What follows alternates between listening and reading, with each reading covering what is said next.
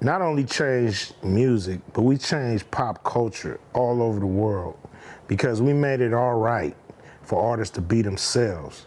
You know, you didn't have to be squeaky clean to be just as big or bigger than the squeaky clean artists. You know, it was artists out there who wasn't being themselves. You know, on record, there was all these nice guys behind the scenes, you know what I mean? They was thugged out. So we was like, yo, we're gonna be ourselves no matter what. On record, off record, we're gonna be ourselves and let the chips fall where they may. And I think it opened the floodgates for artists who wanted to walk on this side and to be a little raw, you know, and not be so squeaky clean. I worry about being on the radio. Yeah, and all that you know, shit, all you know these what I mean? worries that artists used to hold on to them because there was no other avenues, there was no other examples of a person not doing it the square way and being successful. And here we come as the example, not only for musicians, but for all artists. You know, it wouldn't be, you know, shows like South Park and all these shows where, even the reality shows where they bleeping and all that, we started that on the radio, bleeping words out. But the rawness wasn't in the world until NWA said it was okay for you to be yourself. And there you have it. It's the world before NWA and it's the world after NWA. Boom. That's crazy.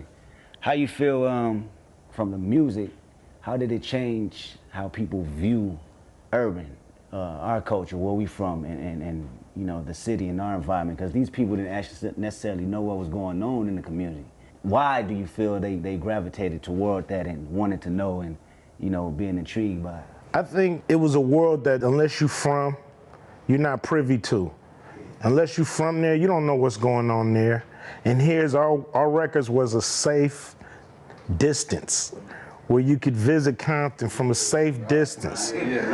But you can get up close. Yeah, get all those suburban kids that opportunity to get up experience close. this shit. So now you care.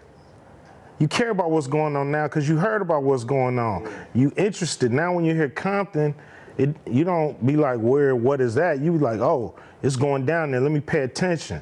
So, you know, paying attention, then we able to shed light on some of the bullshit that's going down too. You know, it's just, to me, that's what made people open up to what we was doing, what we was saying. We presented it in a way that they could digest it, they can comprehend it, and they could sympathize with what we was going through. And it's great music. And it's it was great like a shock art. value And too. if we would have did it any softer than what we did, it wouldn't have gotten the attention that it did. You know what I'm saying? Wouldn't have worked. Yeah, it definitely wouldn't have worked. You know? Crazy. I mean, you know, the difference nowadays music is, there wasn't that much competition back then.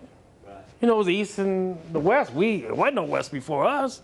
And it just, we came in so different and so real, you know. Back then, you know, we was the underground reporters and all that stuff, but we told what we seen, what goes on in the neighborhood, and now the people like, okay, this is real. 'Cause first, when you say Compton, they frown up and be like, whoa. But now it's like a everyday thing now. It's there, it's established.